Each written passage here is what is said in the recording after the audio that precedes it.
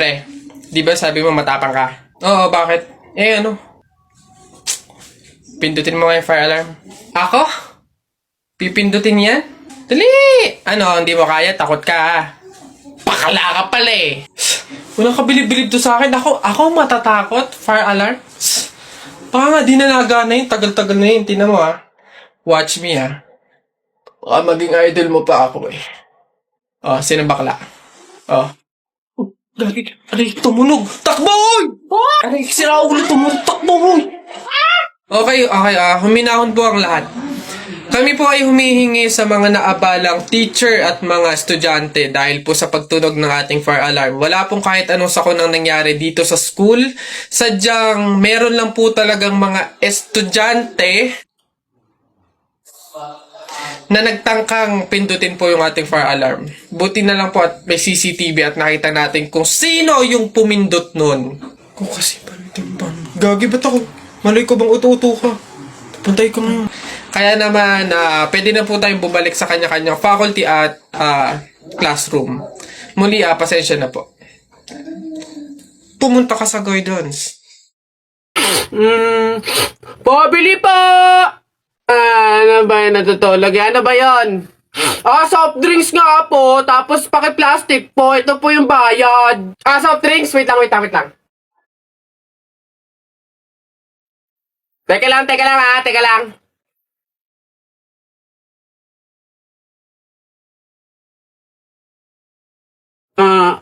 Ba't mo binabawasan yung soft drinks ko? Susubo ko na kay nanay. Hindi, joke lang yun. Ito na.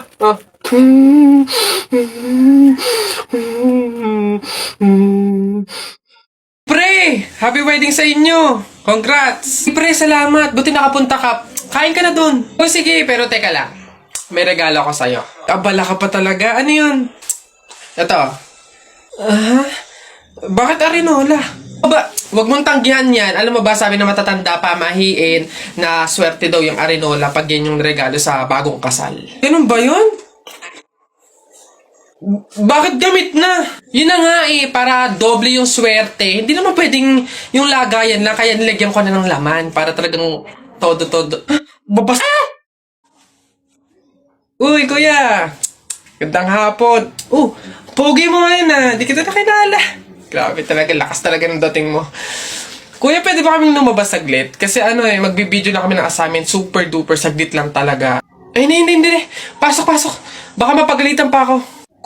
Kuya, saglit lang talaga. As in, wala pa nga 5 minutes. Super duper to the over. Saglit lang talaga. As in, hindi kami magtatagal. Good take lahat. Walang take 2. As in, dali na. Saglit lang. Deadline na namin mamaya. Sige na. Bilisan nyo lang Ay, thank you. The best ka talaga. Game na. Ikaw na mauna ka na. Okay, 1, 2, 3. Ang kapal ng mukha mo! Niloko mo ko! Paano mo nagawa sa akin to? Lahat binigay ko sa'yo, ha? Kuya, 20 pesos na fishball, maanghang yung sauce. Dali. Sige, ngayon ka magpaliwanag. Ako naman. Go. Bakit? Ha? Ako lang ba nagloko? Di ba ikaw din? Nung mga panahon na wala ka.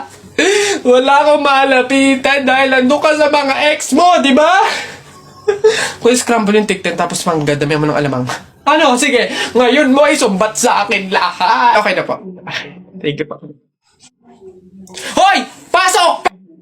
Ito pa. Uy, gagi na kita. Takbo! Buti naman anak, makakalipat na tayo ng bahay. Ay, so nga buti na lang makakalipat na tayo sa mas maayos na bahay. Pero may tanong ako, bakit ang daming kasabi na pamahiin daw kapag daw lilipat ng bahay at paalis na, wag na daw lilingon dun sa bahay na yun kasi may mangyayari daw masama? Bakit kaya? Nak, bakit mo ba natanong? Gusto ko sanang lumingon para masulyapan yung bahay natin. Syempre, tagal na din naman natin tumira dyan, kaya napamahal na rin tayo. Bago man lang tayo umalis sana masulyapan ulit kahit saglit. Ay, hindi anak, sige lang, lumingon ka lang. Hindi naman tayo naniniwala sa mga pamahiin na yan, di ba? Walang mangyayaring masama, panigurado, promise. Sige, Nay. Ay! Hoy, kayong dalawa.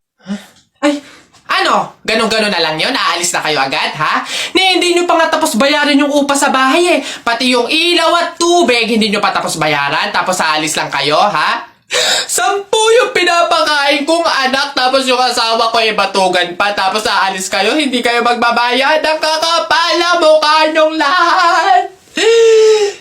Hindi ako papayag. Balik! Uwi! Uwi! Anak! Nay, bakit?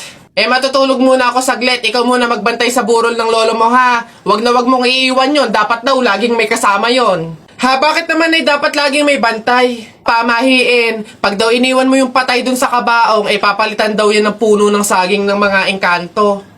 Sige, Nay. Naantok na ako eh. O siya, sige na. Lolo, inaantok na talaga ako. Pasensya na. Matutulog muna ako saglit. 5 minutes lang, ha? Di naman siguro totoo yung mga pamahiin na yan. Engkanto. Sige. Oh, bakit walang bantay dito sa burol? Ang lolo! Lolo! Sinasabi ko na nga ba? Nay, bakit anyari? Wala na yung lolo mo. Ha? Wala na sa kabaong si lolo? Oh? Sabi ko naman kasi sa'yo, bantayan mo eh. Kukunin nyo ng mga engkanto at papalitan ng puno ng saging. Kasalanan na ng mga engkantong yung babanatan ko yung mga yan. Puno na lang ng saging na natira, lola. Oh, di mabuti, Nay. Ha? Bakit? Di iwas gastusin, makakatipid, wala na tayong ipapalibing. Nay, pasalamat nga tayo sa mga engkantong yan, sila na bahala dun kay lolo eh. O sige na, papakancel ko na yung lupang lilibingan ni lolo. Hello? Cancel na po yung lupa, hindi na po kami magpapalibing. Okay. Salamat. Tipid ng 50K! Lala!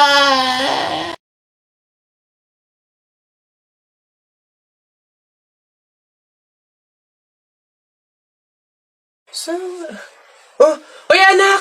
Ano yung ginagawa mo? Bakit ka dyan kumakain sa dilim, ha? Alam mo, bawal yan, pamahiin yan. Hindi ka daw pwedeng kumain ng pagkain sa dilim. Mabubulag ka daw. Paano naman na hindi ako magtatago dito sa dilim para kumain? Yung mga kapitbahay natin, wala nang ginawa na, kundi humingi nila ng humingi. Wala na nga rin tayong makain sa kakahingi nila eh. Naku Mare, pasensya ka na. May dumating kasing biglang bisita sa amin. Nakakahiya't wala akong maipakain. Wala pa din naman yung mister ko. At saka hindi pa nun sahod. Baka naman meron ka dyan kahit anong pagkain na pwede maipamerienda. Sige na, nakakahiya naman kasi.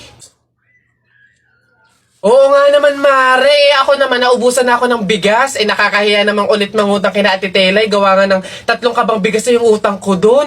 Baka naman meron kang maipahiram man lang dyan miski 1 kilong bigas. Sige na.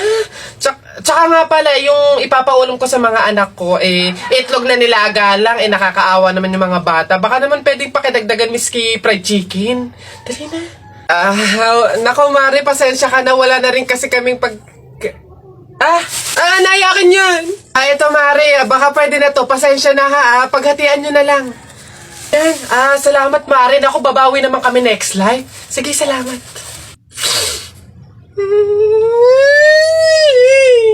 Ano, taya na kayo. Balong, bonak, buboy. Taya na kayo, tignan natin kung sino mananalo. Taya. Dali, bonak, ano ba itataya mo?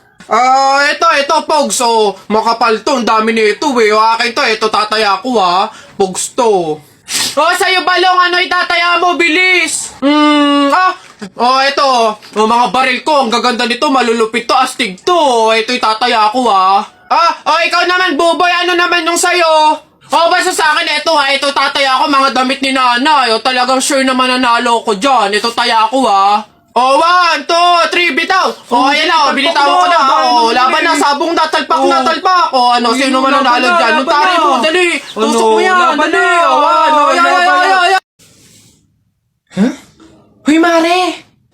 Uy, Mare, bakit?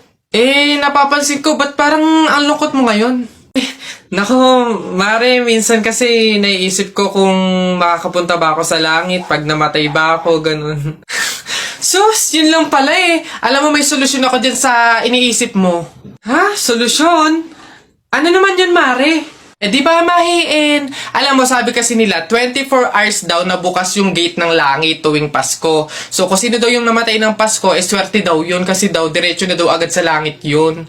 So, Mare, tara na, let's G. Ha? Aba sira. Ay, bakit Mare? Ipatingin mo na yung utak mo. Anak. Ay, Nay, bakit? May hawak bang pera sa kabaong yung lolo mo? Wala po, Nay. Bakit po? Ay, lagyan mo. Pamahiin kasi yun na dapat may hawak na pera sa kabaong yung namatay. Pinaka-pamasahin niya na kasi yun sa langit. Sige po, Nay. Ay. Ito po, lo. Pamasahin niyo sa langit. Ingat. Nasa langit na ako. Ay, opo, tay. Kasi sinunod po ng pamilya niyo yung pamahiin na dapat may hawak kayong pera sa kabaong para may pamasahe kayo dito sa langit. Ay, ganun ba? Naku, Teka, 1,000 yung binigay sa akin. Nasa inyong sukle. Ibigay niyo sa akin, ano to? Dayaan to, ha? Akin na. Ano na?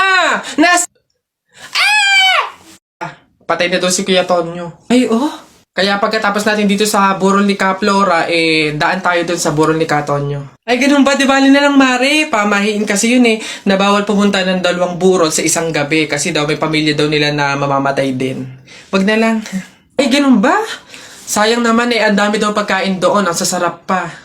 Ay, ha? Alam mo, hindi naman totoo yung mga pamahiin na yan. Yung mga joke-joke lang yan ng mga matatanda. Alam mo, tara na doon. Mga nagpapautulan sa mga pamahiin na yan. Mas madami pa ng pagkain doon. Dito, puro biskwit lang. Talaga, kapag talaga, nagkaroon ng zombie dito sa Pilipinas, takting yan. Pupunta talaga ako sa mga 7-Eleven para hindi ako mamamatay doon. Madami akong kakainin doon, hindi ako magugutom. Ako talaga, malupit yun. Magpapanggap akong zombie.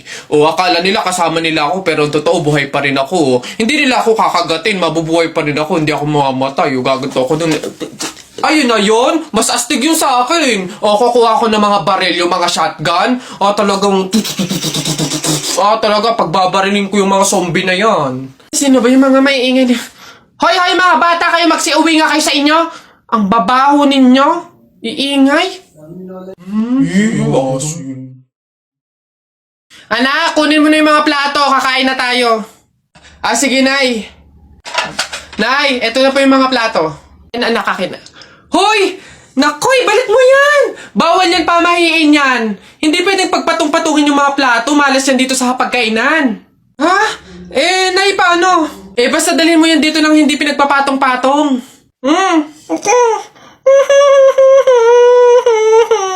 Nak, papasok ka na pa sa school? Opo, Nay! Magdala ka ng payong madilim sa labas, Ha? Kala ko ba madilim sa labas? Bakit payong? Dapat flashlight. Bonak Bonak? Anak, Bonak? Nagdyan ako lang naman I know I could treat you better than Ilang beses mo nang sinabi sa'kin na masaya ka sa piling niya, pero bakit umiyak ka pa? Akala mo ba na di ko alam ako'y mahal mo pa? Pero bakit mas pinili mo na magpakatanga sa kanya? Dito lang naman ako naghihintay na muli ang pag-ibig mo sa'kin ibigay. Kung ako na aalagaan kita, hindi ka na muling luluha. I know I could treat you better.